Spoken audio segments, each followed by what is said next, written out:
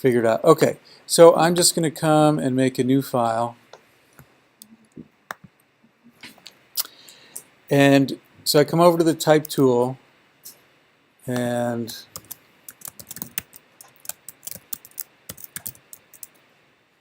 okay, so I have my type. So while I'm still in this type layer, I come up here and click on the 3D icon. So yes, I want to shift to a 3D workspace. So there's a lot to do in here. But there's different modes up here, different 3D modes. And this one right here is rotate the 3D object. So you can see when we're talking about 3D, I had flat type, and so it's added these shadows. But I can I'm clicking and dragging, so I can rotate the type like this, or like that. Say it's like that. You know, I can come in with some of these other tools, you know, if I just want to rotate it on its axis like that. And there's different variables to play with. But when I come back to this one here, so it's really, I mean, it's 3D. We can look down on it, and the shadow's telling us what's there. So it's something. Anyway, I just want you to experiment with it. Now, when I'm like this, there's this little icon here, which is where the light is coming from. It's called the infinite light. Let me just pull this back just a little bit. And if I click on this, the infinite light, I get this little thing here, and I can start playing with the shadows. See that I love Photoshop shadows coming out behind it. So it's really very powerful. Now, and then I can click back here on that infinite light icon to get out of using the infinite light. So say right now I want to see what this looks like, because there's all those 3D grids and everything on there. If I go up to Layer and Rasterize, I'm taking all this 3D information and just converting it into just a regular layer by rasterizing it. So you can see that's what it looks like. Bless you. There's other options. I'm going to go up to my history palette. Just go back in time. And, oh, wait. Well, I'll just leave it like this for now.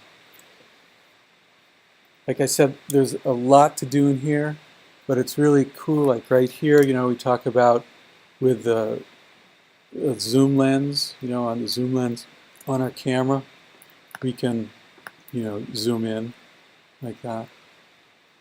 You can also play with the depth of field right here, sort of how much of the type's in focus or not. So actually, I think I'm going to zoom in a little, make this a little bigger. So not that much, maybe 50. Okay. Now down here, there's different viewing modes, and these are sort of like different menus for the 3D type. So I'm going to click on Scene right here, and click on Scene. And there's different presets, and these are, I don't know, it's if you've ever been in the textures, the special effects with textures. These are just different things to try. And there's one right here called wireframe. Here, let me just rasterize that.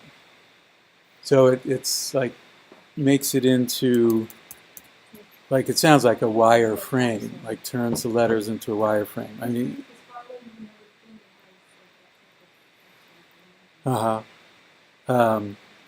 and so, oops.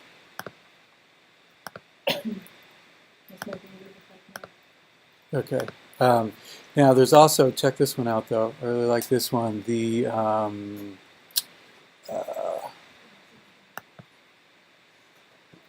so the line illustration like that,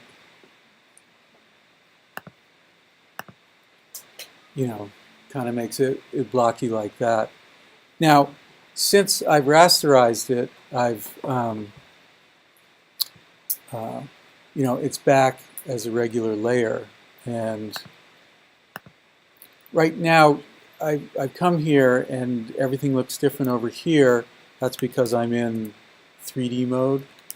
But if I click on layers, I come back to my regular menu. Although this looks different as well. You can always come back up here and click up there on Essentials, and that'll take you back to your normal setting. But now I can come in here, I think, and then, you know, build on what I've created if then I want to add a drop shadow on there.